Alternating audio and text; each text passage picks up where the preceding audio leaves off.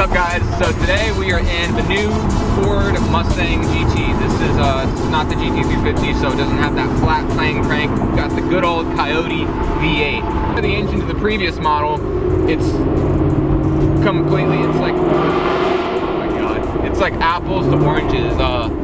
It's still a good old 5-liter V8, but it feels like a sports car engine. It feels like it wants to just, the RPM gauge, it feels like it just wants to rev out, and it does not want to stop. Other Mustang, the previous model of this, you'd probably get it up to around $6 grand before you'd shift. Newer ones, it goes up to 72K. Not 72K, 7,200. I can't say that's the same for this car, because this car has a tune on it from London Tune. So what that enables is it bumps the regulator from 7,200 up to 79.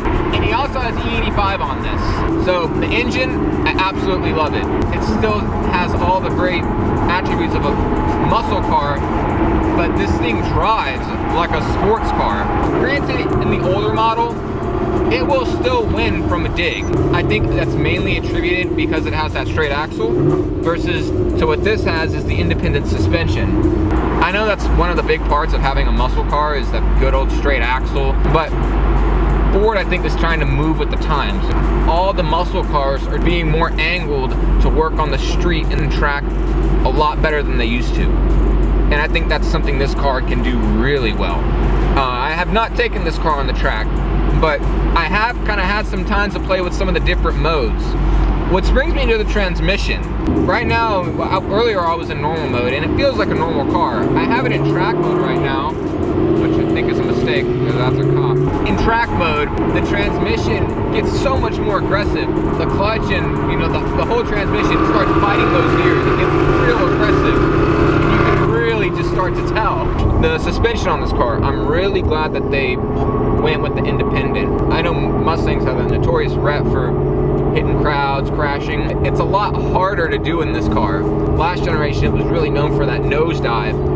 It would, your whole back would kind of lift up and you just lose your grip, back would come out. But in this car, you don't feel that. The whole suspension, it feels a lot more firm. You don't get as much body roll. The nose doesn't go forward as much. It all stays kind of balanced.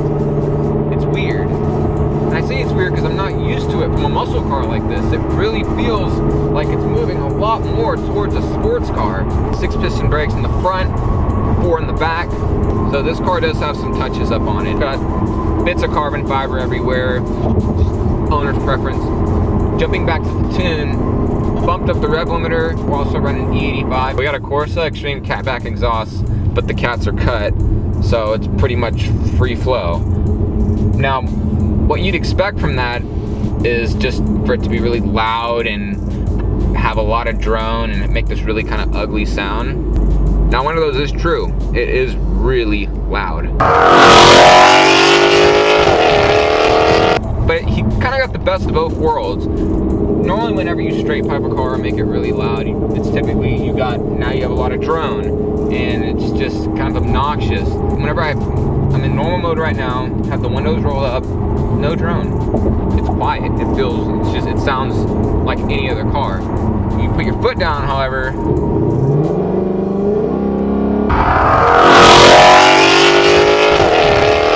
you just hear all that exhaust. It's really good. I like it. I guess one of the Ricer mods we could talk about that I strangely like is this thing. So we could change the color of the headlights. So right now we're in red. How do we put it in blue? Just the blue. Just touch the blue? Yeah. I'm just gonna assume it did it. Yeah. Now, surprisingly, this car has 265s all around, but I haven't felt like there's a need or struggle for grip. Granted, you do get some wheel spin if you come out of first gear, just floor it. I would have to say that my biggest thing on this car that I really enjoy, it'd first be the engine. The engine in this car is it's superb. I love it. I think Ford really angled it more towards being more of a sports car, as I've mentioned a ton of times. but it's just, they've really done great on trying to maximize of getting the best of both worlds, trying to make their engine geared more towards having a sporty feel, yet still keeping the muscle in the front of it all. And my second favorite thing that almost basically ties it with the first is really the suspension. The suspension really does feel great. It's just, it's worlds different. Cruising, you can't really tell. The last gens and this gen, both were very comfortable to drive for me. It's just whenever you take a turn hard or whenever you start to test the car, that's when you can tell the difference. This car feels much more planted. I don't feel scared when I'm coming out of a corner now. If you want to follow this guy on Instagram, Dylan, I'm gonna put it in one of these corners. But check him out. He posts a lot about this car, and I know he's got a lot of other plans for it. Overall, super pleased.